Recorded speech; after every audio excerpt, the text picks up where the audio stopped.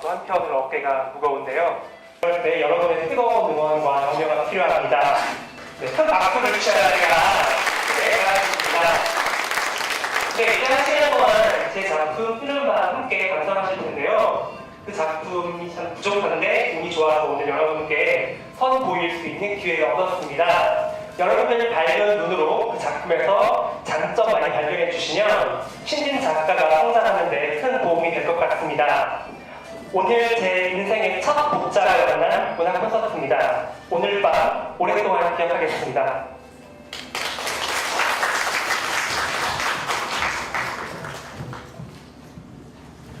막막하고 빡빡하고 뻑뻑합니다.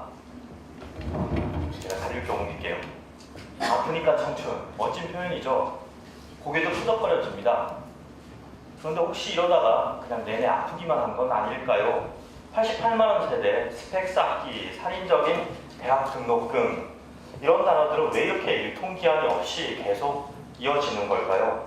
단군 이래의 최고의 학력과 화려한 스펙을 자랑하지만 막상 사회의 두 발을 딛고선 온전히 살아가기 힘들다는 요즘 세대들. 그래서 뜨는 밤은 이 끝도 없고 막막하고 출구가 없어 보이는 현실과 마주한 젊은 남자가 주인공인 소설입니다. 여기서 잠깐 뜨는 밤을 쓴 문부일 작가가 어떤 사람인지 알아볼까요? 이름 문부일. 1983년 제주 출생이고요. 한마디로 제주 소년이죠. 어린 시절 제주와 서울, 안양, 제주를 한 여인 때문에 불이 나게 왔다 갔다 한 남자라고 합니다. 쭉 지켜봐온 검은 눈망울의 한 소녀를 위해서 천리길을 마다하고 지키려고 했던 지구지선적인 낭만적인 사랑 때문은 아니고요. 그냥 아버지 직장 때문에 왔다 갔다 했다고 합니다. 이때 경험 때문에 새롭게 접하게 된 낯선 세상에 대한 파악과 적응에 관련해서는 조금 남다른 능력을 가지고 있다고 자부하는 작가가 오랜만에 발표한 일반 소설이 바로 뜨는 밤입니다. 잠깐 심사평에 대해서 보도록 하겠습니다. 대체로 좋은 소설은 독자가 등장인물과 함께 사건을 겪기 마련이다. 인물의 고통에 함께 통증을 느끼고 위기를 위태롭게 지켜보며 인물의 불안을 불안스럽게 통과한다. 이 소설도 마찬가지다. 남편은 간판에서 회자가 보이지 않아 뜨는 날이라고만 보이는 횟집에서 주방 보조 일을 하고 아내는 상품권을 판매하는 일을 한다. 밤이면 사장 몰래 횟집의 빈 창고에 숨어들어 밤을 지새는 이 부부는 근사하게 회를 뜨는 주방장이 되고 싶고 상품권 판매왕이 되고 싶지만 삶은 고약해서 결코 소박한 희망을 용인하지 않는다. 어쩐 일인지 살면 살수록 무언가를 상실하고 빼앗기고 책임을 뒤집어 쓰기만 한다. 그런 날 중 하루 남자는 드디어 차를 버리고 갯벌처럼 질퍽거리는 산으로 뛰어오른다. 절박한 걸음을 푹푹 빠뜨리는 진작 같은 삶으로부터 달아나는 남자를 보며 부디 무사하기를, 난데없는 상실의 누적과 절망을 견디기를, 이 소설의 제목을 음차하며 미약하나마 희망으로 떠오르기를. 심사위원 소설가 편혜영. 네, 다시 작가 프로필을 볼까요? 이것뿐일까요? 저희가 사실 이 작품을 미리 고등학생인 독자분들에게 읽히도록 했고요. 어떤 작가일지 상상을 해보라고 했는데요. 이런 말을 했어요. 자막을 주시죠. 왠지 어두운 분위기랑 무거운 분위기의 소설을 쓰시는 작가, 사회 문제에 관심이 많은 작가, 긴장하며 삶을 살았을 것 같은 작가, 직설적인 표현을 즐기고 사회적 약자들의 삶을 잘 알고 이해하는 작가. 여기까지는 좋은 말인데 이럴 고등학생들이 아니죠. 네, 남 눈치 보며 숨어 살았거나 몰래 산 경험이 있는 작가, 야한 작가, 야한 장면이 많아서 변태일 것 같은 작가. 저도 이 소설을 미리 읽어봤는데요. 작가가 상당히 변태일 것 같다는 생각을 좀 했습니다. 이따가 물어보도록 하고요. 그리고 나와서 인생 막장의 전형적인 착잡하다, 암울하다, 묘하게 현실적이다, 매우 찝찝하다. 작품 제목을 타령병이나 화러, 일체로 바꾸면 어떨까? 재밌다, 너무 재밌어서 금방 읽을 것 같다. 그런데 우리 부모님이 생각나는 이유는 무엇 때문일까? 이런 의견을 줬습니다. 그럼 여기서 다시 문불 작가의 프로필을 제가 좀 더 상세하게 알려드리도록 하겠습니다.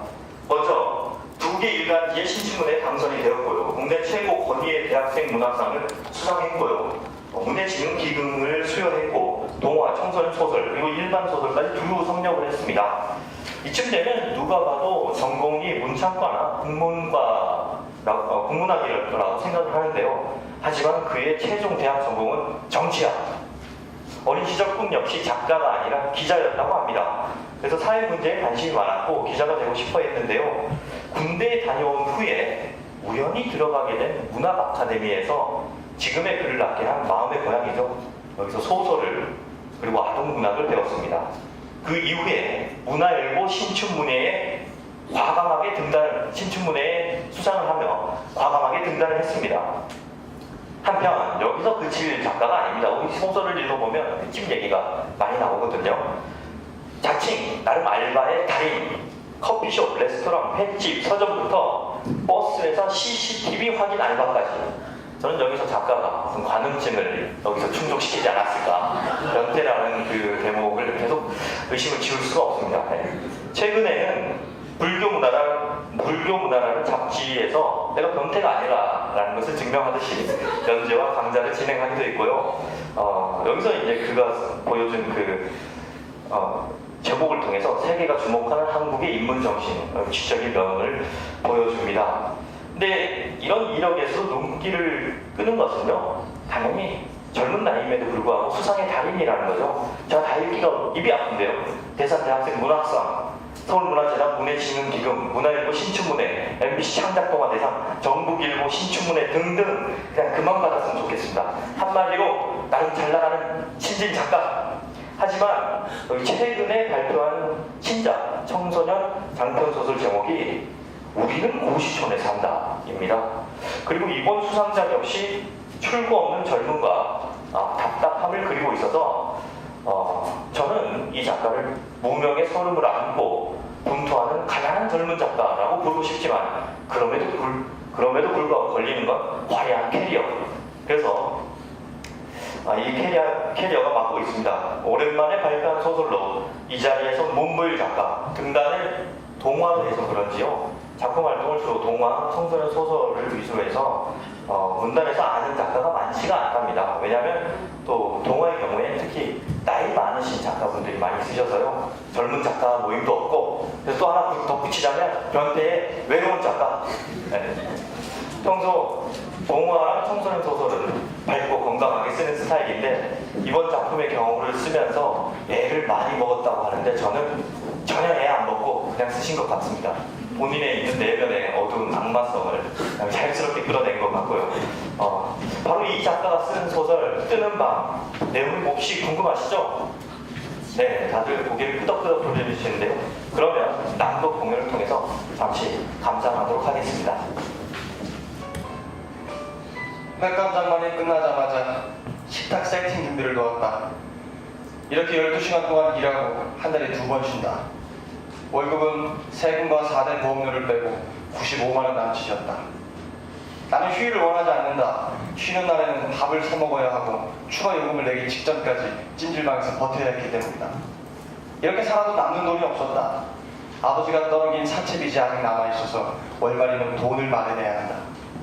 가죽 재킷을 입고 오토바이를 탄 사채꾼 녀석이 다녀간다면 그녀는 아무 말도 하지 않았다. 늦은 밤 DMB로 드라마를 보다가 시부모라는 단어가 들리면 눈을 치뜨며 한숨을 내쉴 뿐이었다.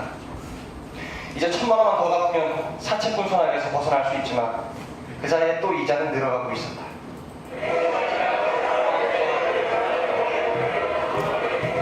관광객 100명이 들어오자 횟집이 시끌벅적했고 직원들은 부산스럽게 움직였다. 어죽과 10가지 반찬을 식탁에 올려놓았다. 아줌마들은 걸신 들린 사람들처럼 더 달라고 아우성이었다. 아줌마 여기 상추 좀 더 주세요. 예. 여기 청천원 2병. 네, 참이슬로. 네, 청천원으로. 여기 맥주 2병이요. 예. 매운탕 끓여주세요. 가요. 빨리빨리 좀 줘요. 예.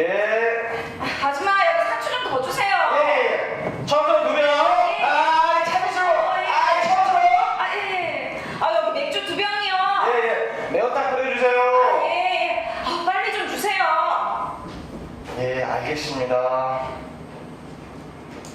지옥이 따가 없었다.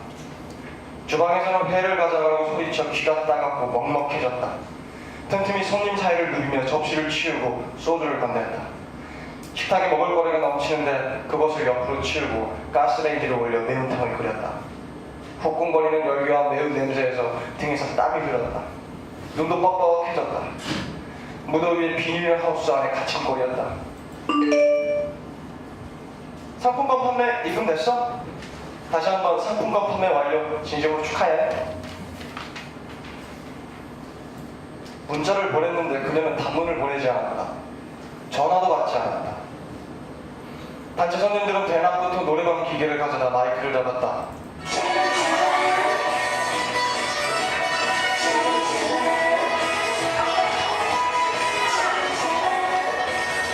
시끄러운 소리가 다건물 전체에 울려 귀가 아팠다. 어깨도 쑤셔서 견디기 힘들었다. 다들 바빠서 파스를 붙여달라고 부탁할 사람이 없었다. 화장실 복도에서 티셔츠를 올리고 혼자 어깨에 파스를 붙이려고 했는데 엉겨 붙었다. 쭈글쭈글해진 파스를 잘 펴서 대충 붙이고는 그녀에게 전화를 했다. 전원이 꺼져 있어.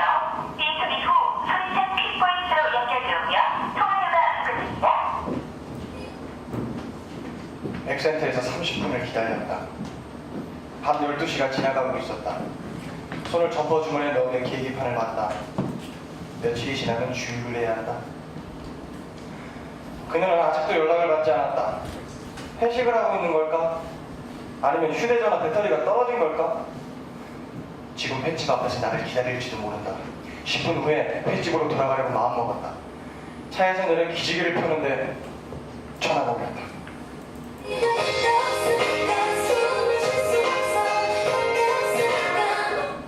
여보세요? 여기 포장마차인데 아가씨가 술에 취해서 일어나지 못하네.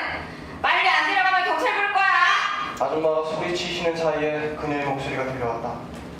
내가 어떻게 번 500만 원인데 내가 어떻게 범돈인데.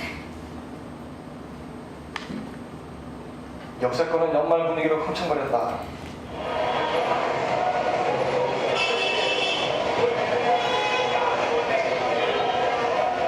토합질하는 대학생, 술주정하는 여자, 손님을 부르는 나이트클럽 웨이터들로 어수선했다. 바닥에는 가을 낙엽처럼 안마시 수수분단과 명함이 어지럽게 포개져 있었다. 아줌마가 분칠자락에 많은 위치를 떠올리며 포장마차를 찾았다. 공도에서 많이 떨어진 곳에 포장마차들이 모여 있었다. 포장마차 이름을 기억하며 걸어갔는데 큰 소리로 횡설수설 떠드는 여자의 목소리가 들렸다. 그녀였다.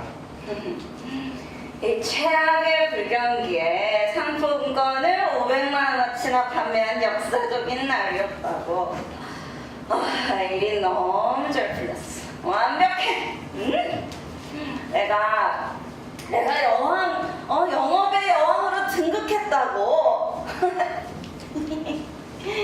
상품권 구입한 새끼가 송금해주기로 했다고. 야, 뭘 봐, 씨발. 야, 나 결혼했어. 1년 전에. 달콤한 신혼. 시아버지 건설자재 대리점 부도나더라. 신혼집 전세가 다 뺏어 막았는데도 남편까지 신용 불량자 됐다. 우리한테 남은 거 무적 차량 액센트 한 대뿐이다. 자동차세는 밀렸지 가다가 멈추지. 사기꾼 새끼들도 우리 차 액센트는 관심도 없더라. 야 취업? 야 신용 불량자라고. 포장마차 안으로 들어갔다. 여기서 뭐하니? 너 뭐야 이 씨발 새끼야. 그냥 나를 알아보지도 못하고 계속 소리를 질렀다.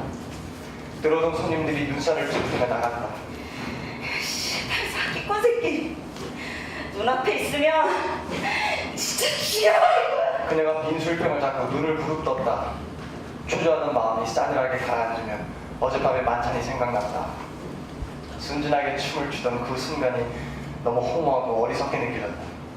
그때 사기꾼도 어디에선가 음주 가물을 즐기며 우리를 비웃고 있었을 것이다. 술값은 3만 원이었다. 주머니에는 관광객에게 팁으로 받은 2만 원이 있었다. 그녀의 가방을 뒤적였지만 5,000원밖에 없었다. 거스런 건 필요 없어요. 10만원짜리 상품권을 건네고 나왔다.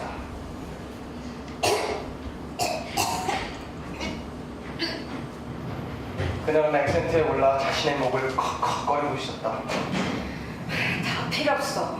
이제 죽는 거야. 황량한 들판으로 날카로운 목소리가 퍼져나갔다. 하루 사이에 500만 원을 날렸다는 사실이 믿기지 않았다. 일주일 안으로 상품권 판매 금액을 본사로 입금해야 한다. 그 사실을 잊고 싶어 발버둥치는 그녀의 마음을 누구보다 잘 헤아릴 수 있었다. 짱 타령 소식 다시 한번 알아보겠습니다. 북방구에 나가 있는 윤영현 기자가 전화로 연결되어 있습니다. 윤영현 기자. 네, 국방부입니다. 네, 전체적인 라디오에서 뉴스에서 또 탈영병 소식이 흘러나왔다. 총을 두고 겁없이 어딘가를 누리고 있을 탈영병의 모습이 떠올랐다. 탈영병이 총을 빌려준다면 사기꾼의 머리통을 향해 방아쇠를 당기고 싶었다. 숫돈에 몇 시간 동안 가난 날카롭게 벌어진 1호칼이 더 빠를지도 모른다. 어깨가 딱딱하게 굳으며 편두통이 심해졌다. 이렇게 창고에 숨어서 자는 것이 무슨 소용이 있을까? 현실에서 용감하게 도망치고 싶은데 탈영병은 그 노하우를 알고 있을 것이다. 대가성 팀투작전 경계 체제 가운데 가장 강도가 높은 단계입니다. 이번은 또 이름을 검거하기 위해 같은 분일대 주요 도로에서 검문 검색을 강화하고 있습니다. 무적 차량을 몰아 누군가를 습격하고 싶어 가속 페달을 세게 밟았다. 차에서 우렁찬 소리가 들렸지만 더 이상 속도를 내지 못했다. 그리고 기름이 간당간당해서 언제 멈출지 모른다.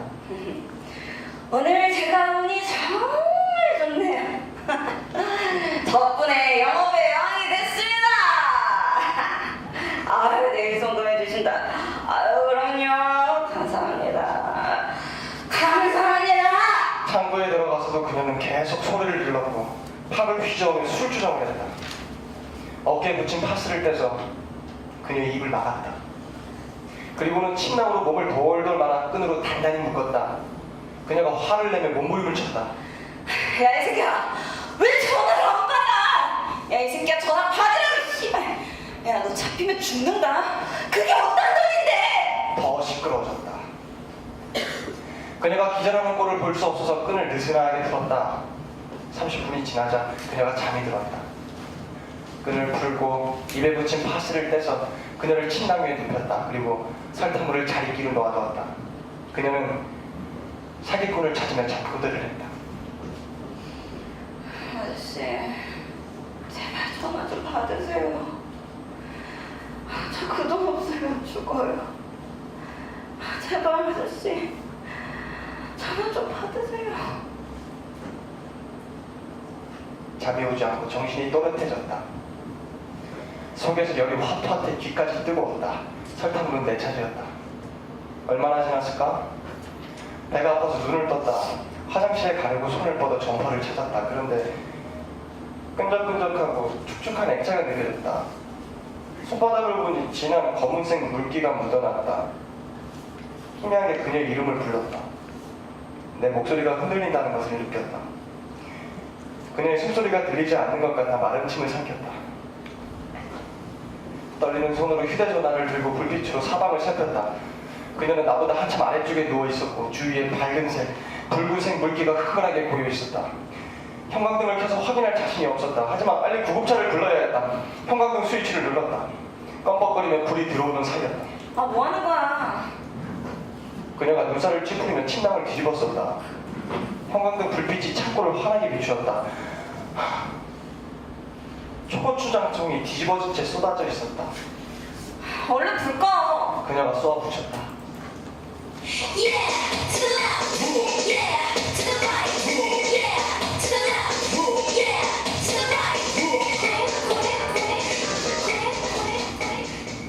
헬스클럽에서 샤워하고 못장 나왔다. 아침부터 비가 추적추적 내려 빨래 곰팡이가 필 것 같았고 차 안에 퀴퀴한 냄새가 진동했다. 그녀는 어깨를 축 늘어뜨리고 있었다. 경찰에 신고했지만 잡을 수 있을 거라 기대하지 않았다. 일하기 싫어. 사람을 믿을 수가 없잖아. 그녀가 중얼거리듯 말했다. 나는 무뚝뚝하게 앞만 바라보았다. 와이퍼가 작동하지 않아 습기가 차창을 막아 앞이 보이지 않았다. 차 틈새로 차가운 기운이 들어와 발이 시렸다. 사기꾼 사무실에 갔어. 창문을 열고 명동 한복판으로 뛰어내리려고 했어. 그런데 용기가 없었어. 이렇게 아끼면서 궁상맞게 사는 것이 무슨 소용있을까? 그녀가 차에서 내려 비를 맞으며 커피빈으로 달렸다. 정장 바짓단에 흙탕물이 튀었지만 아랑곳하지 않았다. 나는 그녀의 행동을 바로 뿌렸다. 잠시 뒤 그녀가 며칠 동안 쓸 점심값으로 뜨거운 카페라떼와 조각 케이크를 사왔다.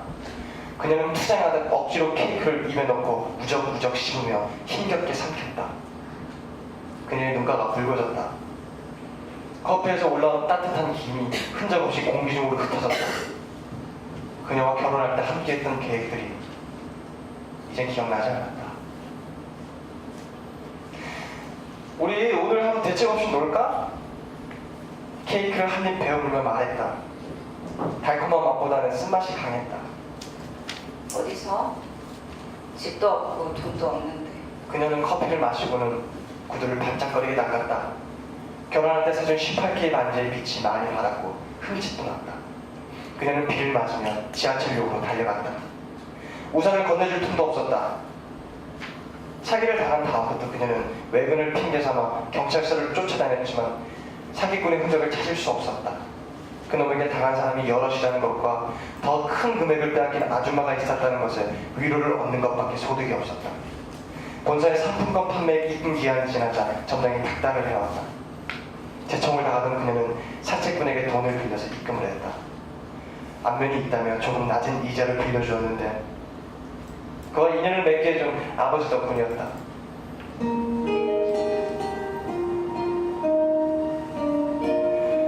점심을 먹고 커피 믹스 2개를 넣은 진한 커피를 마셨다. 여전히 속이 더부룩하고 취한 것 같았다. 찬 기운을 맞으며 잠을 자서 몸이 무겁고 머리가 띵했다. 비염도 심해져 자다가 코가 막혀서 몇 번이나 일어났다. 단체 손님이 없어서 주방에 앉아 쉬고 있었다. 이럴 때는 정신없이 일하는 것이 차라리 나았다. 한가하면 잡념에 시달렸다.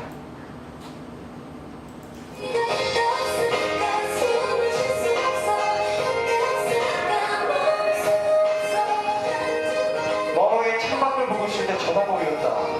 발신자 번호가 051로 시작되었다. 아버지였다. 휴대전화 전원을 꺼버렸다. 관광 비수기라서 저녁 때까지 단체 손님이 없었고 드문드문 일반 손님이 찾아올 뿐이었다. 밤 8시가 지나면서 빗줄기는 더욱 붉어졌다. 철제 지붕이라서 빗방울 소리는 더 요란했다. 지붕을 뚫을 기세로 퍼붓고 있었다. 비는 겨울을 재촉하고 있었다.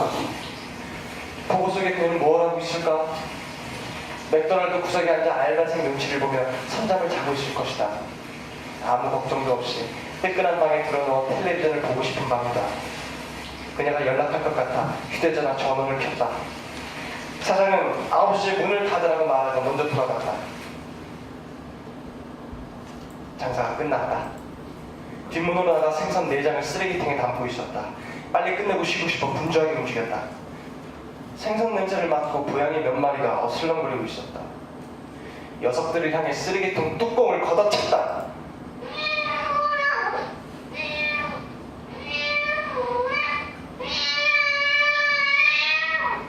고양이들은 도망치는 신용을 하다가 다시 쓰레기통 쪽으로 몰려들었다.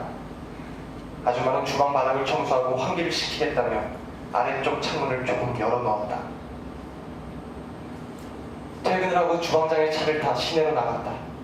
주방장이 술을 마시자고 말했다. 몸살 때문에 힘들다고 둘러대며 차에서 내렸다.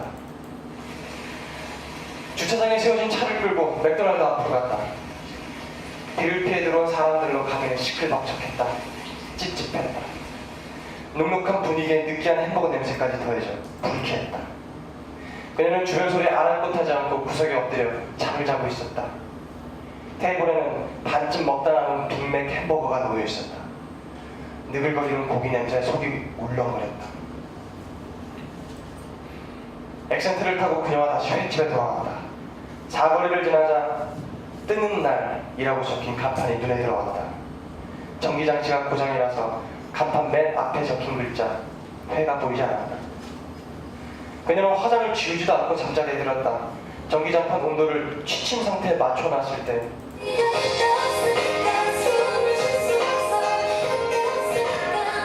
휴대전화가 울렸다. 또 발신자가 051이었다. 휴대전화 소리에 그녀가 이불을 머리 끝까지 뒤집었었다. 그녀의 눈치를 보며 잠을 자려는데 문자가 왔다. 통화가 안 되네요. 하늘사랑 병원입니다. 아버지께서 돌아가셨습니다. 연락 바랍니다.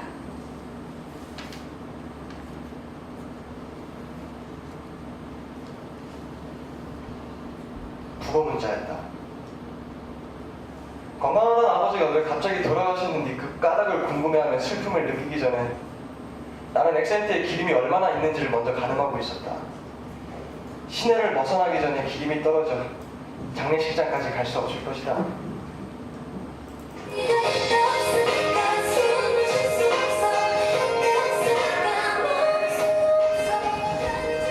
좋은 핑계라고 생각하는데 또 전화기가 울렸다. 전화기에 저장되지 않은 휴대전화 번호였다. 아버지와 어머니 얼굴이 계속해서 머리를 맨들었다.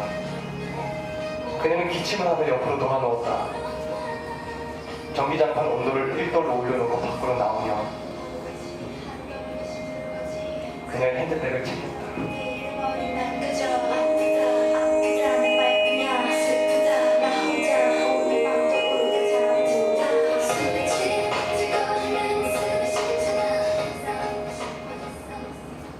출연 김상보, 최설화, 음향 최윤희, 연출 이한구, 문부일작 뜨는 밤 중에서 일부를 각색해서 들려드렸습니다.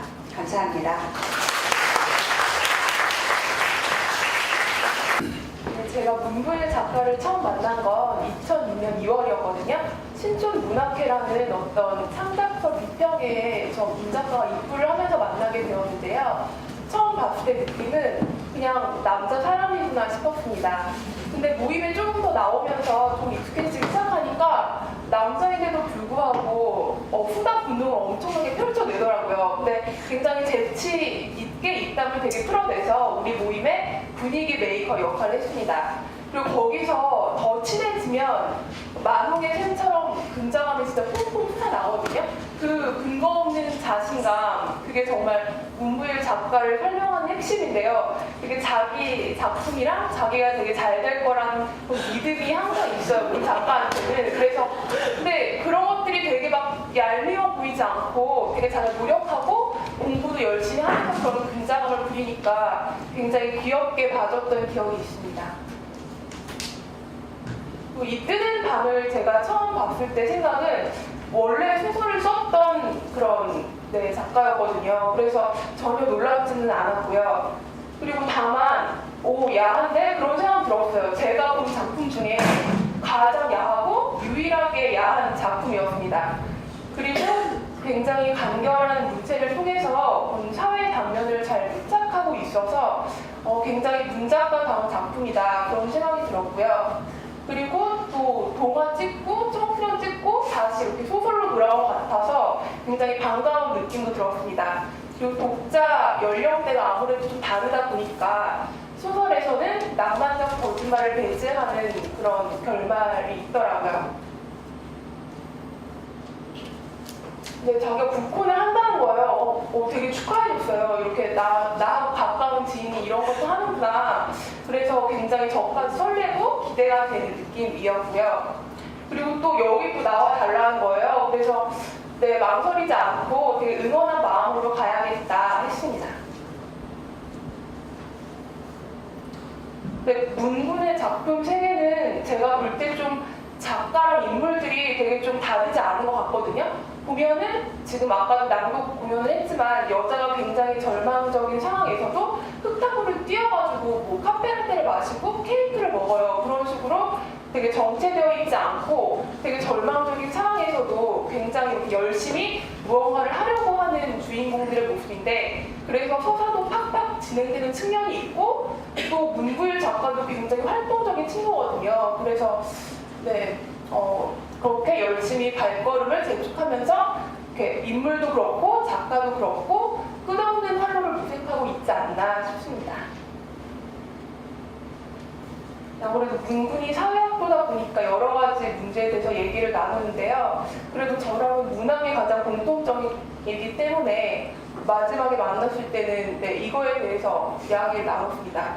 출판이라는 게 꼭 외국의 좋은 글만 소개하는 게 아니라 한국에 정말 좋은 작가를 발굴하고 키워주는 것도 정말 역량 있는 출판사가 할 일이 아닐까? 그런 생각이 들었고, 여기 2번 보시는 바와 같습니다. 제가 봤을 때 제가 문부일 작가는 되게 좀 가식이 없는 사람 같아요. 근데 근자감을 되게 솔직히 표출하는 경우가 많지는 않잖아요. 그래서 굉장히 귀엽고 정감이 좀 가는 그런 문우이고요. 제가 근 10년간 절친 문우로서 지켜보면서 자기가 이렇게 많이 쓰고 꾸준히 쓰고 그 와중에 또 잘 쓰는 걸 보면 좀 재능이 있지 않나 그런 생각이 듭니다. 네, 이상입니다.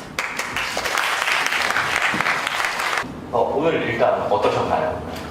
네, 어제까지 사실 좀 떨렸는데요. 역시 제 안에 있는 근거 없는 자신감이 발동하면서 지금 많이 안정감을 찾고 있습니다.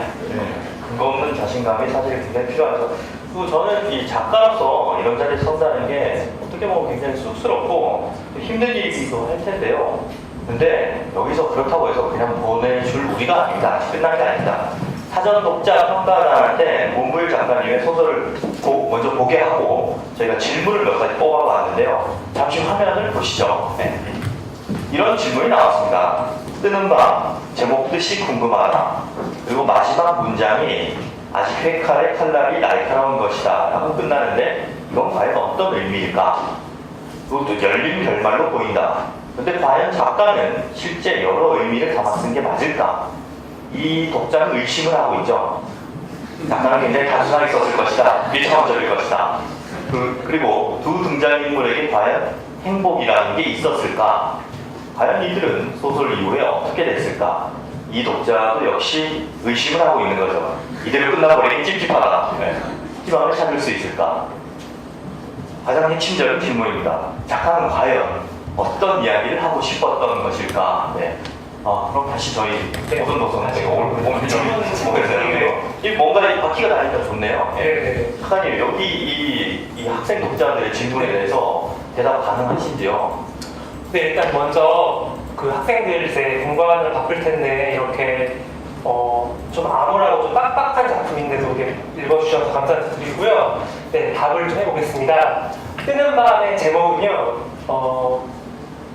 현실을 벗어난다에 뜬다라는 동사를 생각했고요. 그리고 또 하나 좀 더 포괄 시킨다면 회를 뜨는 밤이 되겠습니다. 왜냐하면 이 남자는 지금 한 번도 회를 떠본 적이 없어요. 여기 보면 이제 회를 뜨다가 갇히기 때문에 떠본 적이 없는데 오늘 밤 아마 처음으로 회를 뜨게 되지 않을까라는 제 추측을 해봅니다. 그러니까 제가 부연 설명에서 말씀드리자면 주방 보조인데 네. 주방장이 돼야 회를 뜰 수 있는데 네. 회를 뜬다는 게 내가 저기가 떴구나. 네. 그래서 요즘 너 떴는데 그런 중의적인 의미가 네. 있다는 거죠. 독자의 염려대로 이렇게 단선적인 작가는 아닙니다. 굉장히 복선적인 작가고요. 네. 두 번째요. 저도 이거 궁금했어요. 사실 참 작가는 좀 단순한 사람 같아요. 네. 왜냐면 작품에 몰입해 있어서 잘 못 보게 되는데요. 이 질문을 이제 보니까 저는 정말 단순하게 쓴 거였습니다. 이제 고양이를 죽이려고 이제 칼날을 생각했던 건데요. 네. 읽으신 분들은 되게 좀 안 좋게 생각하셔서 자살로 생각하시는데 저는 그것까지는 제가 좀 미련한 작가라서 단지를 못했습니다. 저도 자살까지는 생각을 못했고요. 네. 그냥 고양이를 죽이려고 하는데 날카롭다고 해서 네네. 뭐 한 번에 죽이나 두 번에 죽이나 뭐 그런 그 정도의 생각을 했던 것 같습니다. 네. 세 번째 열린 결말. 이것도 지금 어차피 작품이라는 건 독자들의 몫이 큰 것 같아요. 저는 역시나 단순하게 닫힌 결말로 사실 쓴 거거든요. 맞아버리는 겁니까? 이런 식으로. 아니 그냥 고양이를 죽여요. 그걸로 끝이에요. 저는. 네네. 그래서 열린 결말은 참 고마웠어요. 제가 참 작품을 단순하게 쓰는데 이렇게 작품에서 여러 가지 의미를 해석해 주시는 독자분들이 있어서 네, 제 역량이 좀 빛나는 것 같아요. 그럼 사실 이 질문이 없었다면 네. 작가가 더 멋있어 보이고 이 작품이 더 근사해 보였을 텐데 아, 네. 네, 이 질문은 저희가 잠시 못 들은 걸로 하겠습니다. 네, 제가 좀 직설적인 이제 약간 꾸미실 그러면 모르겠어요. 약간 신비주의로, 네, 아, 신비주의로 그렇구나. 열린 결말로 제가 한 3중 구조로 썼습니다. 아, 열린 결과를 썼습니다. 네, 이것만 기억해 주세요. 네 번째, 네, 이후에 어떻게 됐을까? 끝나버렸다고 한 거죠. 아니요, 이 작품이 지금요, 네. 여러분들은 좀 제가 이 작품의 평을 들었는데 좀 암울하다고 하시는 분들이 많으시더라고요. 근데 저는 이 작품을 쓸 때 절대 암울한 분위기는 아니었고요. 이 작품은 좀 역동적인 에너지가 좀 생활력과 생명력이 좀 넘치는 작품이고요. 그 마지막 부분에 그 고양이를 죽이는 건요, 현실 대결 의지거든요. 네, 그러니까 이 남자가 고양이로 대변되는 사회적 어떤 억압과 사회 구조와 우리 사회가 한 개인을 핍박하는 어떤 여러 가지를 이제 수용하지 않고 고양이를 죽이는 것처럼 한번 싸워보겠다는 현실 되게 의지예요. 그래서 저는 이 작품을 쓸 때 절대로 암울하거나 우울하지 않았는데 읽으시는 분들이 그렇게 읽으셔서 좀 의외였어요. 고양이가 사회적 억압이다. 네, 상징이에요. 제 사회는. 네, 설마 고양이를 싫어하시는 건 아니죠? 동물 별로 안 좋아해요. 아, 역시. 그리고 작가는 과연 어떤 이야기? 이거는 대충 답이 나온 것 같아요, 지금. 저는 작품 쓸 때 아동 청소년 같은 경우 이제 독자층이 어리다 보니까 제가 나서서 작품에 대해서 얘기를 하는 경우가 있는데 일반 소설 같은 경우 저는 주제성을 완전히 배제시킨 상태에서 그냥 현실을 보여주는 거에 좀 더 충실하려고 합니다. 어차피 해석은 독자의 몫이기 때문에요. 네. 예, 그리고 사실 저희가 예비 질문을 굉장히 많이 준비를 했는데요. 뭐 한 3,000개 정도 준비를 했는데 이 중에서 제가 추려서 오늘 15분 늦게 시작했어요. 저희가 한국 사회는 늦게 시작하더라도 늦게 시작했다고 해서 늦게 끝나버리면 원성이 자자합니다. 그래서 핵심 질문 몇 가지만 해보도록 할게요. 지금 구상 중인 다음 작품이 있다면서요? 네. 혹시 첫 장면 어떻게 생각하고 계신지요? 첫 장면이요. 최근에 그 정전이 이제 얘기가 되고 있고 오늘 또한 뭐 1차 블랙아웃이 올 수 있다라는 그런 예보가 있었는데 그래서 사실 처음에 어제는 그 기사를 보고서 오늘 행사가 취소되는 지 않을까 싶은 만큼 네, 근데 이제 혹시 사회적인 문제에 굉장히 관심이 네네네. 그래서 그것을 통해서 어떠한 우리 아니면 이 작품과 같이 밤을 주제로 한 연작 같은 걸 한번 구성해 볼까 생각을 하면서 첫 문장을 이제 생각했는데요. 읽어볼까요? 제가요? 네. 제가 안동에 같이 읽을까요? 그러면 하나, 둘, 셋. 하나, 둘, 셋. 갑자기 형광색이 꺼지면서 순식간에 동네가 어두컴컴해졌다. 어두컴컴해졌다고 상상을 하세요. 네. 그래서 저희가 미리 전해드린 이 첫 문장을 가지고 지금 남양주에 있는 청학고 학생들에게 이게 과연 어떤 작품이 될 것인가 미리 한번 상상을 해보라고 요청을 했습니다. 먼저 뜨는 밤 이 사전 독자 감상단인 남양주 청학고 학생들 정말 고생하셨고요. 네, 감사드립니다. 학생들에게 먼저 감사드립니다. 그래서 이 학생들이 이러한 이야기를 전해왔습니다. 제가 몇 가지만 읽어볼게요. 최동규 학생이 이렇게 얘기했어요. 1학년인데 정절이 되면 도시가 암흑으로 바뀌게 되는데 그에 걸맞는 어두운 내용의 소설. 1학년인데 벌써부터 이렇게 어두운 생각을 했는데 요즘은 블랙아웃이라면서 자주 이런 일이 벌어지는데 그 이유와 관련 정부를 비판하는 소설.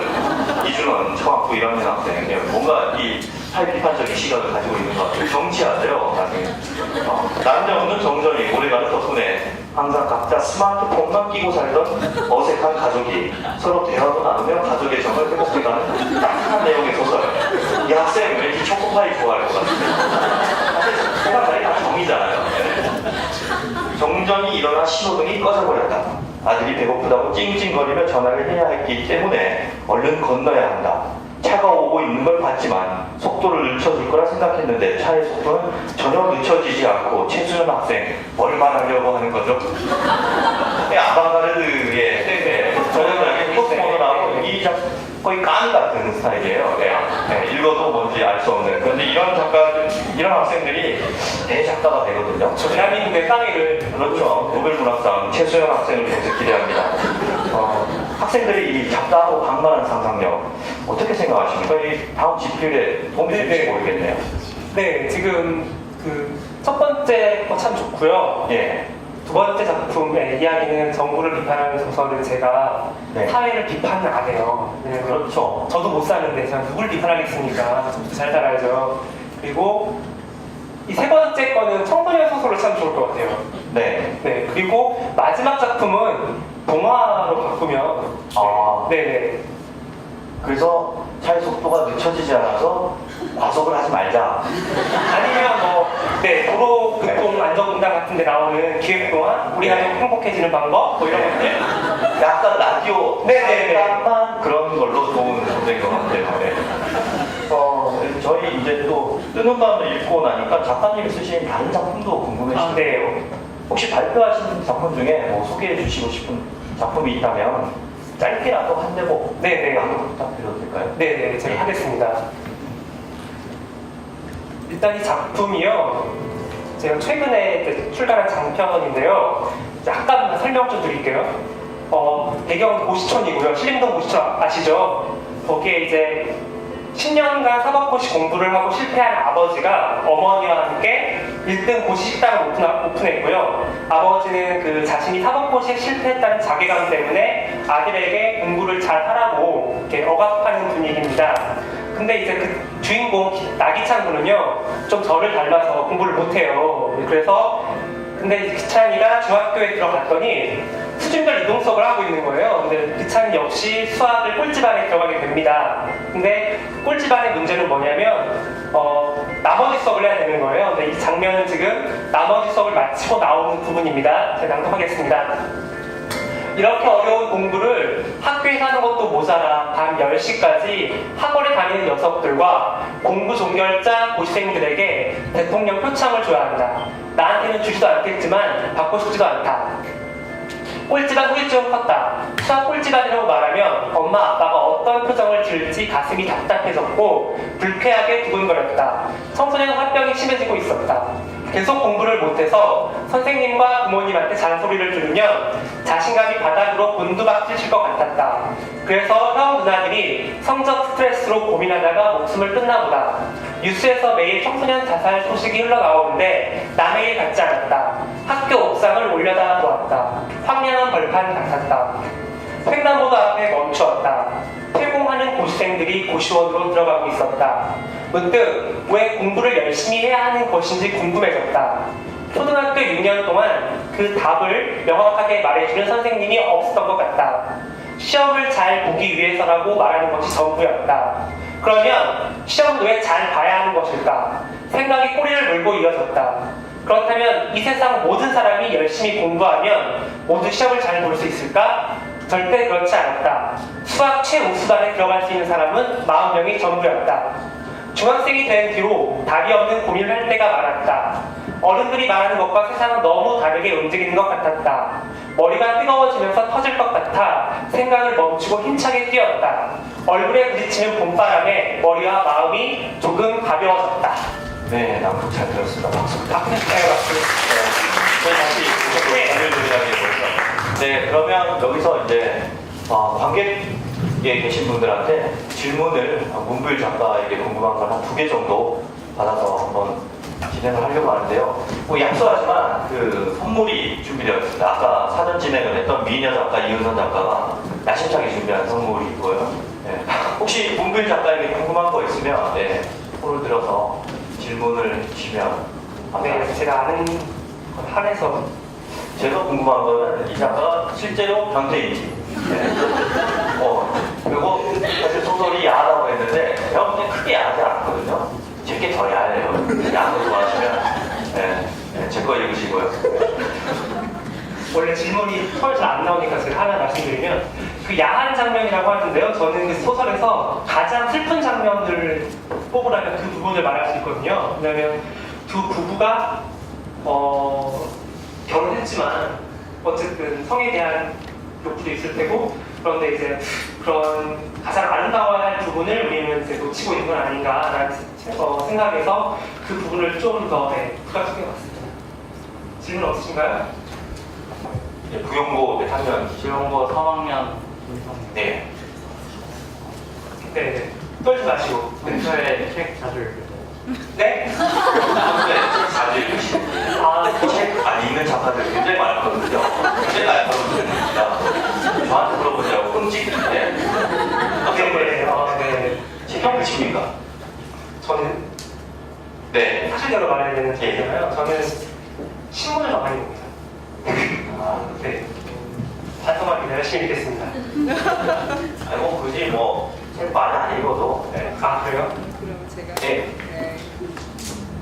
네, 선생님 네. 제가 질문을 고등학생은 아니시죠? 네. 네. 저는 이제 부용고 아이들이랑 같이 온 이제 교사인데요. 네, 장효진입니다. 반갑습니다. 네. 아마 성역분이 그런 질문을 한 이유가 제가 이제 이 북콘서트에 함께 오기 위해서 이제 만났는데 사실 이 모임이 급조된 모임이에요.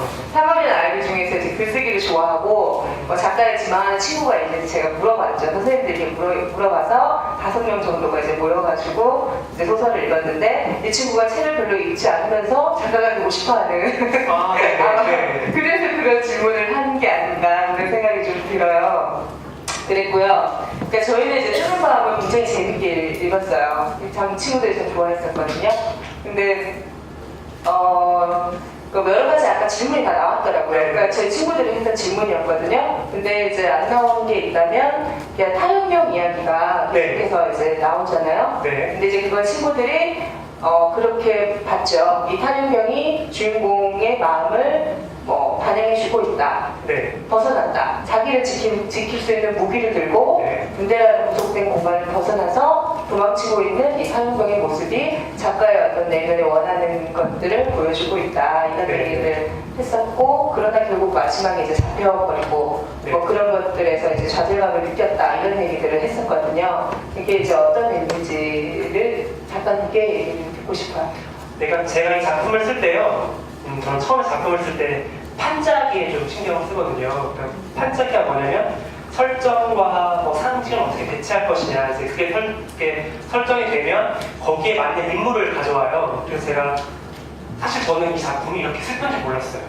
아까 낭독할 때 그 배우 두 분이 너무 잘해주셔서 서래원 작가랑도 얘기를 주고받았는데 이렇게 슬픈 작품이었어? 라고 서운해. 제가 그때 봤을 때 굉장히 당황한 표정이더라고요. 네. 문제가 네, 낭독하는 거 보면서 이렇게 쓰는 거였어. 이렇게. 네네, 저는 상당히 이제 역동도 이거 힘차게 썼다고 생각했는데 이제 배우 연기하시는 분들이 너무 잘해주셔서 제 작품이 좀 괜찮아 보였어요, 처음으로. 근데 이제 제가 처음에 생각했던 거는 그런 인물은 아니었고요. 처음에 그 설정, 집 없이 사는 사람들, 그리고 사실 그 집 없이 산다는 건 우리 시대가 지금 정서적으로든 아니면 현실적으로든 계속 정착할 수가 없거든요, 지금요. 이제 그런 걸 좀 상징하고 싶었고, 이제 거기에 맞춰서 무적 차량도 나오고, 그 다음에 현실의 억압을 갖고 있는 것들이 다 나오죠. 이제 황동과 수족관, 그리고 탈영병 등등, 그리고 총과 칼로 대변되는 어떤 억압적인 상황이 나오는데, 탈영병 같은 경우는 사실 이런 질문을 또 하시니까 제가 답을 해야 되는데, 긴장감 유발을 위해서 등장시켰어요. 그러니까 큰 의미는 사실 없는 거예요. 네. 네, 그러면 여기서 근사한 변명을 들어봐야 되는데 시간 관계상 네, 큰 의미가 없었다는 거에서 작가의 답변을 끝내도록 하고요. 아쉬운 것은 네, 작가에게 이제 개인 네, 쉬는 시간에 주시면 제가 쉬는 시간에 또 네. 물어보도록 하고요. 어떻게 이제 짧은 시간이었지만 문부일 작가에 대해서 궁금한 점이 좀 해결됐으리라고 됐으면 좋겠고요. 또 사실 우리가 작품 한 편밖에 못 읽어봤잖아요. 그리고 또 낭독으로 만나봤고요. 그러니까 마음에 드시면 앞으로 이 작가를 지지하는 일은 이 작가가 발표하는 소설들을 찾아서 읽고 이 작가가 출판하는 책들을 구해서 네. 도서관에서 빌려서 악플을 남기지 말고요. 작가 입장에서는 차라리 사서 안 읽는 사람이 더 고맙습니다. 네. 사서 읽어주면 제일 좋고요. 네. 사서 안 읽더라도 일단 꾸준히 응원하면서 지지해주는 게 제일 좋은 것 같습니다. 오늘 처음 진행한 2013년 갑자기 왜 이렇게 진지해졌지? 한국 문학 유망 신인 작가와의 특별한 데이트 문학 콘서트 파릇 시시한밤 소소한밤 1부는 문부일 작가를 모시고 시간을 이렇게 가져왔습니다. 여기서 잠시 브레이크 5분 동안 가지고요. 2부에는 정세랑 작가와 함께 하겠습니다. 다시 돌아오겠습니다. 떠나지 마세요.